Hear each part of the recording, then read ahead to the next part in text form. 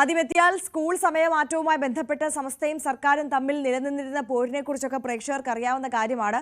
അതൊരു സമവായത്തിലേക്ക് എത്തുന്നു, ചർച്ചയ്ക്ക് തയ്യാറാകുന്നു സർക്കാർ എന്നുള്ള വാർത്തകളൊക്കെ പിന്നാലെ വരികയും ഒക്കെ ചെയ്തിരുന്നു. പക്ഷേ ഇന്ന് ആ ചർച്ച നടക്കാൻ പോവുകയാണ്. പക്ഷേ നിലപാടിൽ സർക്കാർ മാറ്റം വരുത്തുമോ എന്നുള്ളതാണ് ഇനി കണ്ടറിയേണ്ടത്.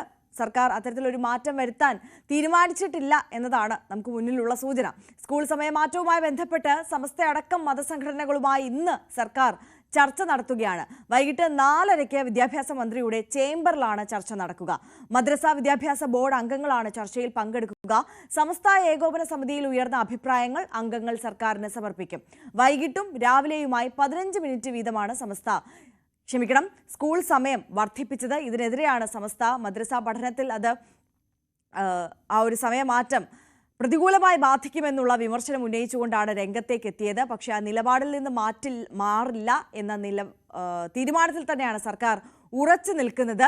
സർക്കാരിന്റെ നിലപാട് സമസ്തയെ ബോധിപ്പിക്കും, വിശദീകരിക്കും എന്നുള്ളതാണ് മനസ്സിലാക്കുന്നത്.